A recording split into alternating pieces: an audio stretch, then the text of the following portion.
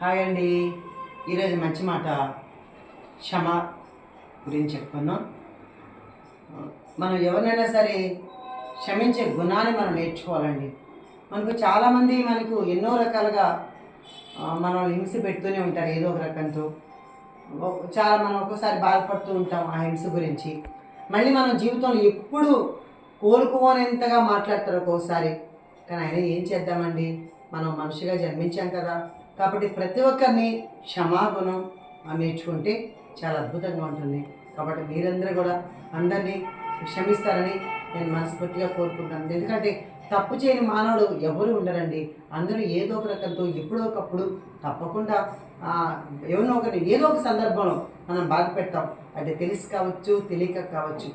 కానీ మనము దాన్నే తలుసుకొని దాన్నే పట్టుకొని కొమ్మిలిపోతూ మనం పెద్ద చేసుకోకూడదు. ఎందుకంటే గతః అన్నారు, గతాన్ని వదిలేయాలి.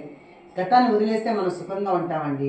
కాబట్టి మీరందరూ కూడా గతాన్ని మర్చిపోయి ఇంకా వచ్చేది ఏదో భవిష్యత్తు దాని గురించి ఆలోచించి మనసు పాడు చేసుకుని, అరే నేను ఎలా బతకాలి, ఎలా ఉండాలి, నన్ను ఎవరు చూస్తారు, ఇలాంటి ఆలోచనలు మానేసి ప్రస్తుతం ఉన్నదే నిజం, ఇది మాత్రమే నిజం కదా అని ఆ నిజత్వంతో, ఆ సత్యంతో, ఆ ఎరుకుతో మనం జీవిస్తే అంతా అద్భుతాలే.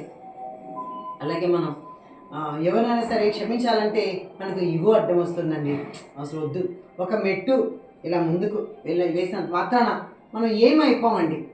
మనకి ఇంకా చాలా నిజంగా ఒక రకంగా అనుకుంటాం, అది ఇగో కదా, మనమేంటి మహాడిది అనిపిస్తుంది.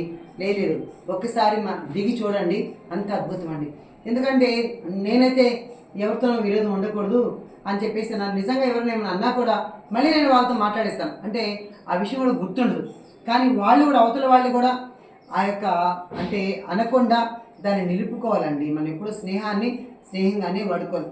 మందు ఎలా వాడుకుంటాం, మనం ఎక్కువ వేసుకుంటే అది ఇదైపోతుంది కదా, తక్కువ వేసుకున్నా అంతే బాగోదు, ఎక్కువ వేసుకుంటే డోస్ ఎక్కువైపోతుంది. కాబట్టి దాన్ని ఎంత తక్కువగా, ఎంత లిమిట్గా వేసుకుంటే అంత బాగుండాలి. అలాగే మనం ఒక్క తాంబూలం వేసుకుంటాం, దాన్ని సున్నం ఎక్కువ వేసుకుంటే పొక్కిపోతుంది. కాబట్టి మనం ఎంత వేసుకోవాలో అంతే కదా వేసుకుంటాం. అలాగే స్నేహంగానే చూసుకోవాలి. బంధువులతో కూడా నువ్వు ఎంతవరకు ఉండాలో అంతవరకే ఉండాలి తప్ప అతిగా మాట్లాడితే అనర్థాలకు హేతు.